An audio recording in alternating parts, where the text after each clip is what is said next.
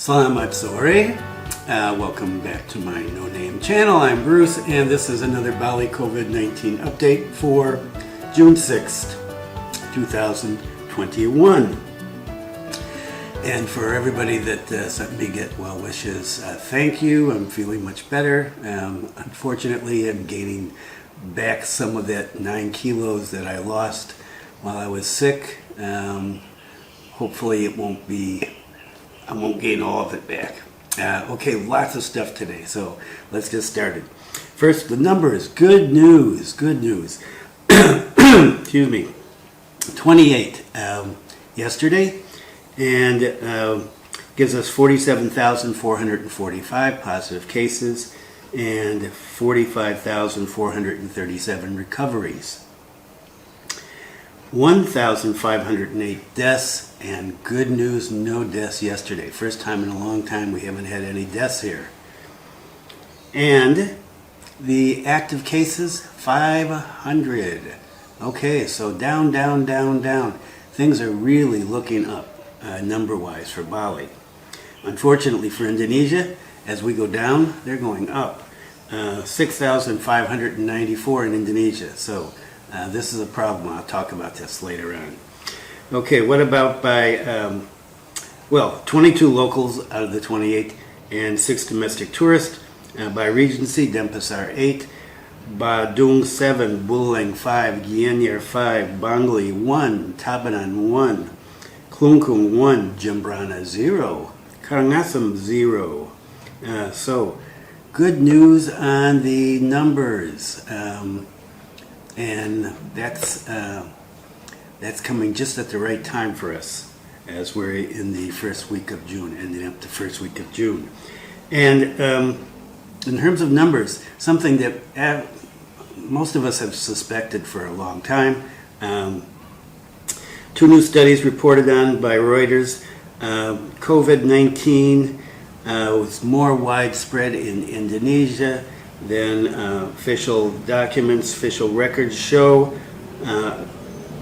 And, well, no one's surprised at this. The government said, yes, well, the studies look good. We have no problems with the methodology. But not everybody here reports that they're sick, and we have to ramp up our testing and tracing. And that's definitely true. They do. So numbers are higher than suspected. And how does it affect us now? Well, we need to keep track of these numbers, especially for us here in Bali, especially here, but everywhere in Indonesia. Okay, so that's the numbers. And here's the, you can see the charts. Java's up, Bali's down. And Java, most of Indonesia is up, we're down. Okay, let's go on to vaccines and vaccinations. And this is continuing on here. All the regencies are continuing to vaccinate people, and we're searching for that magic 70%. And about that, first story, officials confirmed almost 50% vaccinated. Bali's vice governor has confirmed that almost 50% of Bali's residents have been vaccinated. He said that over 2 million of 4.32 million in our population have received the vaccine.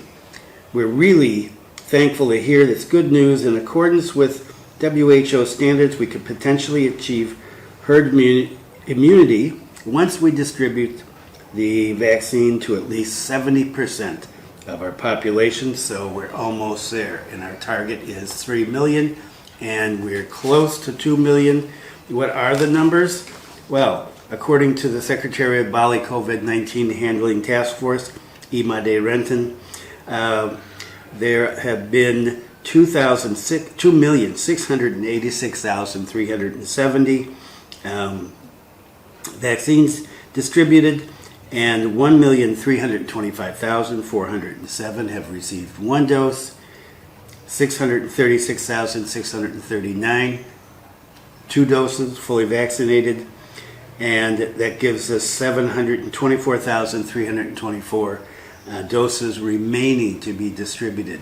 And we're still going to need to get a little more in if we're going to hit that 3 million number. So despite the rapid distribution of the vaccine and the success that Bali has had in vaccinating people, Pakarentan reminded people to keep complying with the protocols. Wear your mask, wash your hands, social distance, don't go out in crowds. So we're getting there. We need to stay vigilant in order to hit that 70% so that we can open up. Okay, so good news about the numbers, good news about vaccines, but there's a little cloud on the horizon. And what is that? Problems with the Sinopharm vaccine? I don't know. According to a report posted on Forbes website, Bahrain has announced its decision to offer booster shots of Pfizer vaccine to those already fully vaccinated with the Chinese-made vaccine. And this is due to a surge in cases in Bahrain. And Bahrain is one of the most fully vaccinated countries in the world. It's up over 50%. And they have a surge, and so they're worried. And they said that we're going to try a Pfizer boost. Vulnerable individuals, those over 50, those with long-term illnesses, and the obese.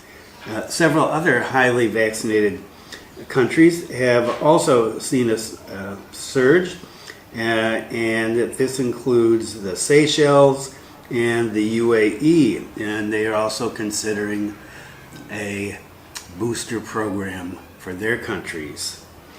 And so how is that going to affect us? I don't know. We're going to have to wait and see. And let's follow this one closely. See what happens, because are we going to have boosters? And if we have boosters, are people going to want to take them? Boy, this could be a fly in the ointment, as somebody says. Not usually me. Okay, so that's the vaccination situation and the number situation, looking good. So now, what about how things are going here? Now, today is a little different. I'm going to have I'm going to focus on some things going on here with foreigners in Bali, because during the time that I was sick, I was laying in bed watching a lot of YouTube videos, saw a lot of influencer videos of Bali here, and if I was going to come to the island and I hadn't been here before, or maybe I'd been here once or twice, and I see this, what I'm seeing is these cute little coffees with little cute drawings on the foam on the top, cafes, a lot of foreigners, a lot of young foreigners, hanging around the beaches and restaurants and surfing and all that. That's true. That's part of the experience here. For tourists, it's part of the experience for these people who, well, like to call themselves expats, but you know, they're most likely not going to be here in another 30 years. But that's one part of life here. But for most of us, most of the 4.32 million people that live here, things are a little different. And that includes foreigners that live here as well, who aren't digital nomads, who aren't entrepreneurs, who aren't living in Canggu or in Ubud. And so I'm going to talk about that today. Look at a little more realistic view of what Bali is like. And I'm not going to say the real Bali, because I hate it when people say this is the real Bali. Everything is the real Bali. I have a friend who says, oh, Kuda's not the real Bali. Well, it is. It's just not the real Bali a lot of us would like. So we're going to talk about that in this expat segment. The first one is, of course, the naughty expats doing bad things, and of course Last week I said, well, things are getting much better. You know, we're not getting into all these people making up, painting masks on their face and doing this and driving motorcycles into the ocean. Well, first story is about authorities investigate viral porn villa video shot in Bali. So a number of porn videos apparently shot in Bali in what is being called the porn villa have gone viral. And the perpetrators, or the perps, I've always wanted to say that, are allegedly Germans. One clip begins with the text, "Welcome to our porn villa." So they're not being subtle about this. The porn videos were originally posted on TikTok and then moved over to Twitter, and they've just gone viral. They're everywhere. Or they were, I don't know. I saw one short clip, had a couple of guys without shirts show up on motorcycles walking into somewhere past the camera.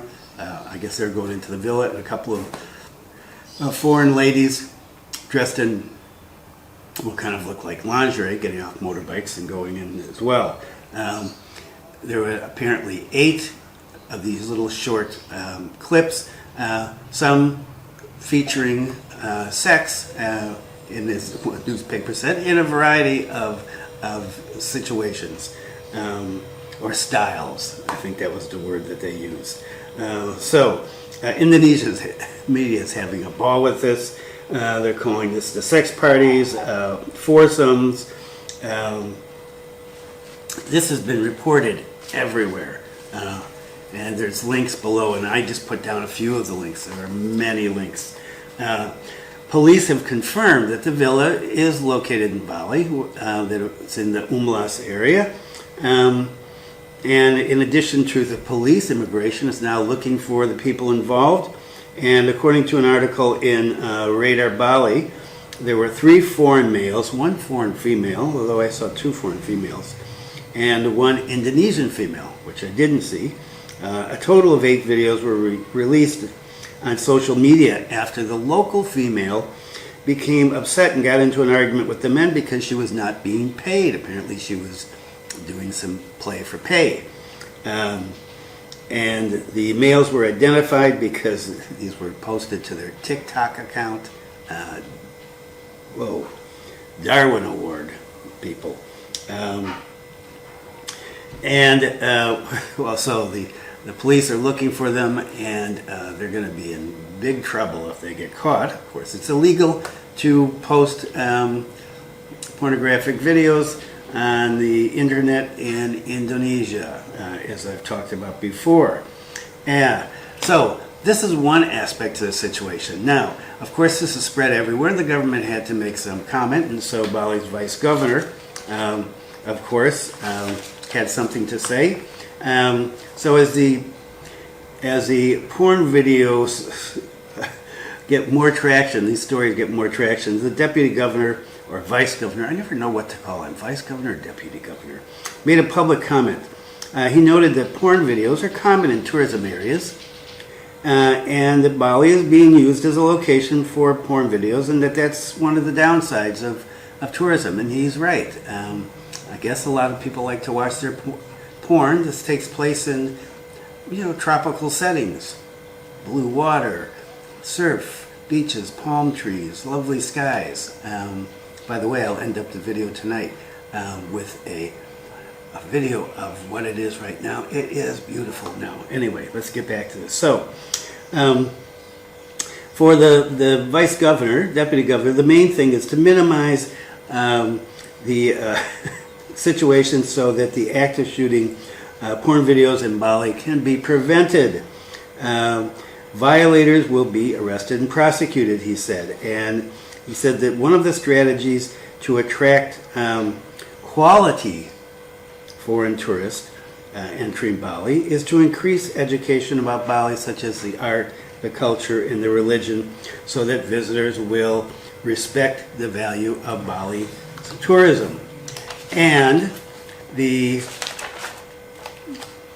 Bali Tourism Agency Chief Putu Astawa said villa owners and the general public must be vigilant, and that this would require collective supervision from the public. And so that goes into the next story about immigration. Immigration releases instructions for reporting foreigners illegally, reporting foreigners working illegally. So you come to Bali, despite the partial lockdown and the number of positive cases, you plan on doing a little work on the side. Support yourself while you're living here. In paradise, as the influencers like to say. And think again, my friend, because during this pandemic, Bali has been hit hard, and the fact is that there are foreigners here doing work that Indonesians could do.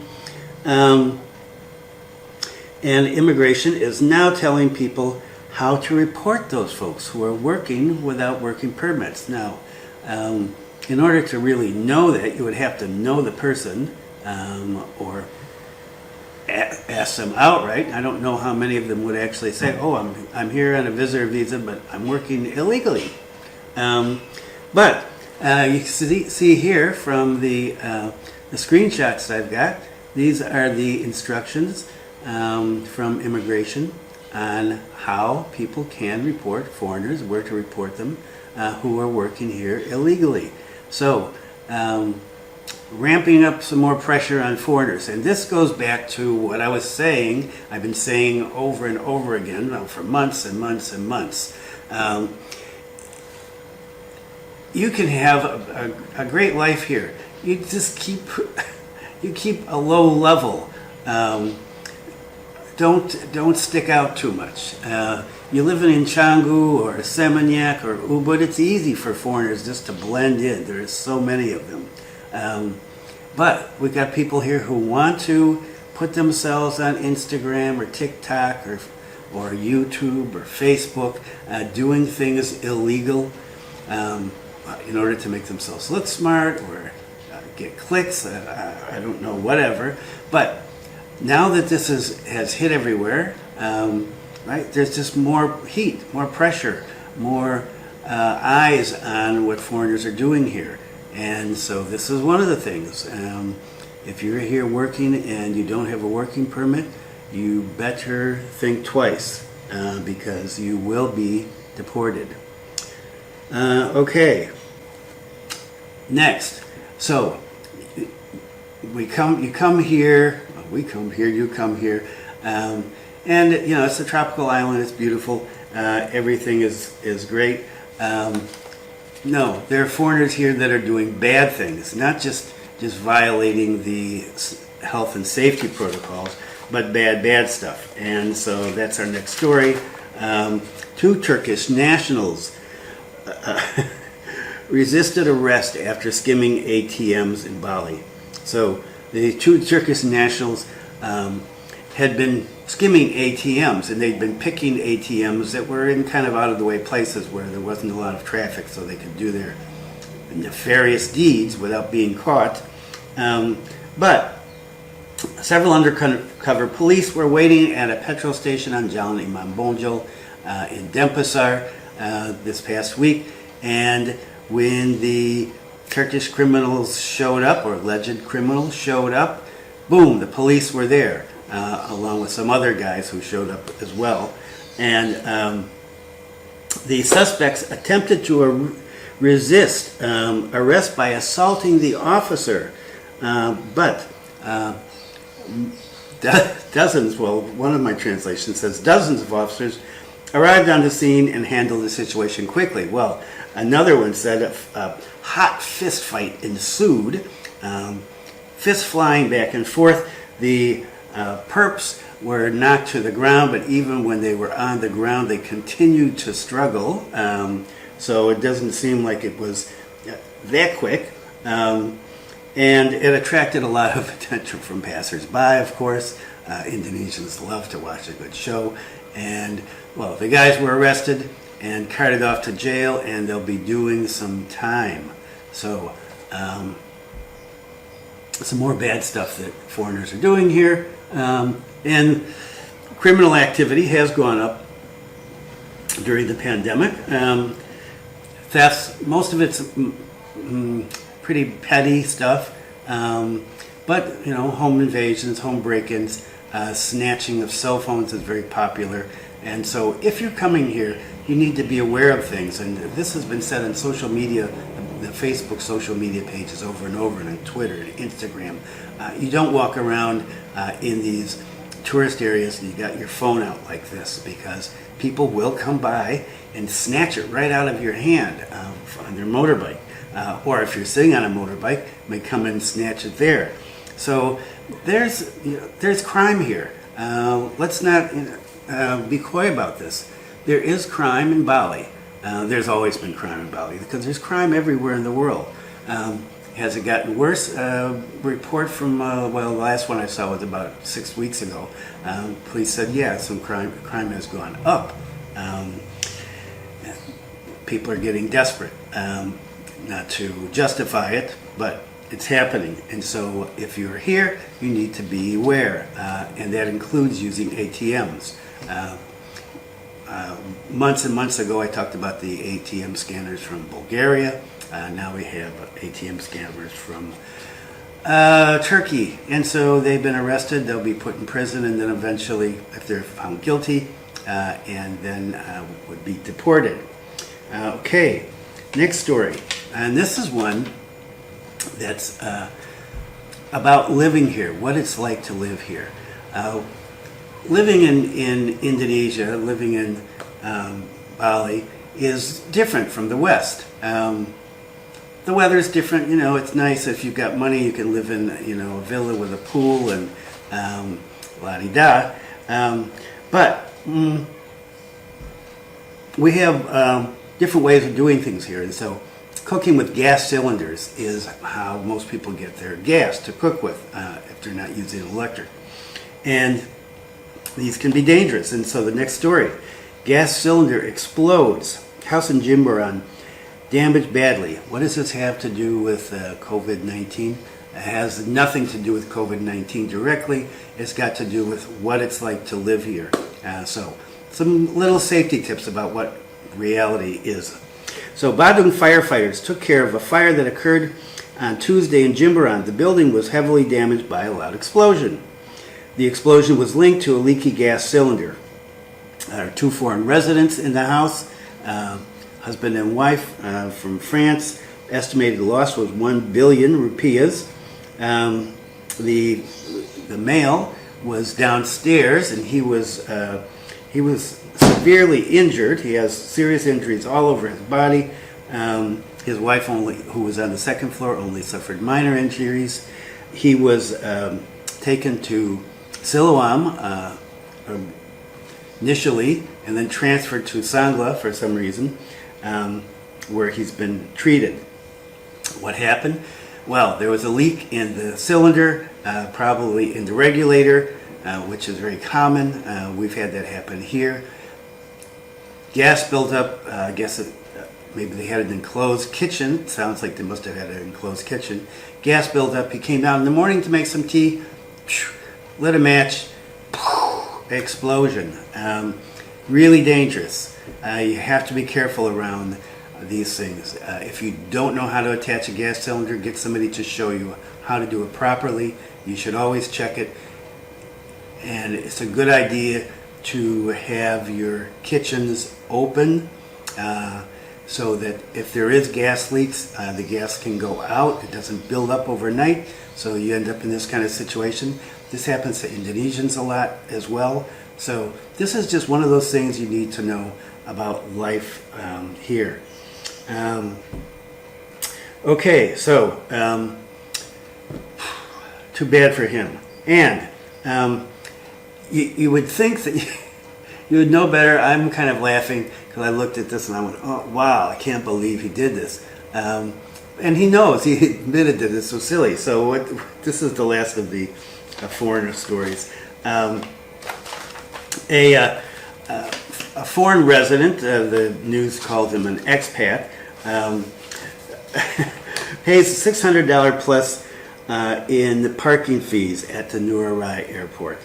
So a foreigner living in Bali recently paid 9.6 million rupees, or somewhere around $600, parking fees at the airport. He parked his car on April 1st, April Fool's Day, and he left it until June 1st. He said he was unaware of how much the fee would be for leaving his car at the airport for 2 months. And he had no other place to leave it anyway for a long term. So he just left it there. When he returned and he got his ticket, and here's a photo of it, 9.6 million. He did pay the fee because he was responsible for it. And the airport authorities confirmed that he did indeed pay the fee and that the fee was in accordance with airport policies, which 10,000 rupees for the first hour, 5,000 rupees for every hour afterwards. And the unfortunate foreigner acknowledged that it was a silly thing to do to leave his car at the airport for 2 months. Okay, so when you're here, use common sense. Think. It's very easy to go into tourist mode here and just forget about everything, and you don't want to follow safety rules or health rules. You forget about this or that. You drive without helmets. You don't look where you're going. You zoom out into the street. You leave your doors unlocked if you're in an area where there is criminal activity frequent, kind of like down in Canggu. You have to be aware of all this if you're going to be here and be successful at living here. Okay, and now we're down to when is Bali going to open up? Bali may open to foreigners in July. Right? We've been talking about July for a long time. So with the positive results of a decreasing number of new cases of COVID-19, which the governor of Bali has attributed to the implementation of the Banjar-based mass vaccination program, looks like we may get to open soon. So these positive results can be used as a basis by the governor to try to convince the central government to allow tourism activities to resume by the end of July, he noted, the end of July. So when people say Bali's going to open in July or may open in July, you immediately think what? July 1st. But there's 31 days in July. It could be July 31st. Big difference, especially if you're booking hotels and things, airplanes. So the governor said there's no longer red zones. All the regencies and cities are orange or green. And yeah, but we can slide back into red. Remember, we've talked about this before in the past. But right now, let's think positive. So this has created a situation, according to the governor, of an increase in confidence of the outside community to visit Bali comfortably and safely. Yes. However, he noted, nevertheless, it should be noted and understood together that the COVID-19 pandemic in the world and Indonesia is still very dynamic. In several countries that had previously been successfully handling the virus well, subsequent developments of new variants emerged, so that there was a drastic increase in new cases, such as India, Singapore, Malaysia, the Philippines, and several European countries.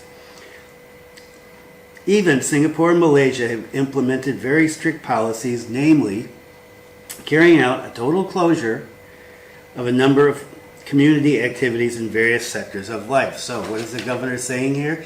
He's saying we're ready. Numbers show that we're ready to take people in by July. Maybe not until the end of July. What is he also saying? But we have to realize that the situation is fluid. We've seen what's happened in Singapore. We've seen what's happened in Taiwan right now. A friend of mine, teacher in Taiwan, said she's teaching from home. They've had problems, almost no problems, since the start of this. Now they do. Yesterday, Korea was up to 700 cases again. So this is not over yet. We're in good shape. Let's be thankful for that. But are we going to open on July 1st, July 15th, July 31st? No telling yet. We just have to wait and see what the government is going to do and how these numbers are going to pan out. Because remember, even though we only had 28 people yesterday, in the country we had 6,500. And there may be many more cases that we don't know about. So let's keep that in consideration. And what happens when they do open up? So let's say we open up on July 1st. Okay, let's think really positive. Let's say we open up on July 1st. What about the quarantine? I talked about the 14-day quarantine before, and I said I didn't really want to go into it very much because it was just really some talk. Well, okay, the government has come out and 14-day quarantine officially announced. Well, it's soon to be officially announced. According to a government spokesman for the COVID-19 Handling Task Force, Wiku Adisasmito, the government plans to stipulate an extension of the quarantine duration from 5 times 24 hours to 14 times 24 hours for travelers from countries experiencing the COVID-19 crisis. What does that mean? It means the quarantine is going to go from 5 days to 14 days for some countries. Not all countries, some countries. How are they going to make that decision? I don't know. We're going to wait for this circular, this letter from the government that will officially announce this. This was the first thing, having a government spokesman come out from the COVID task force and say we are going to have a 14-day quarantine. Now the official letter will come out, which will have all the details, which countries, and how are you going to go about, what other kind of requirements are there going to be. This is being done to prevent COVID-19 transmission from countries with travelers coming in, especially countries that are battling COVID-19, which is just about everywhere in the world these days. And so if you came in under the 5-day quarantine, you're lucky. When is this going to start, this quarantine? I don't know. It could start tomorrow. It could start next week. It could start in July. We have to wait. And I will put an update in the description box as soon as I find out. And definitely next week we will talk about that again. Okay, so that's it. A lot of good news. Good news with the numbers. Good news with the vaccines. Weather's beautiful. Some bad news? Yeah. Still have foreigners here taking advantage of the situation. Getting into criminal activities now. Not just goofball stuff, driving your motorcycle into the ocean, painting your face. But now we've got more criminal activity. Okay. So that's not good. And the government's going to be more vigilant about what foreigners are doing here because of idiots like this. This has been a lovely place to live for 32 years, partly because it's live and let live for the most part. You behave yourself, you follow the rules, people leave you alone.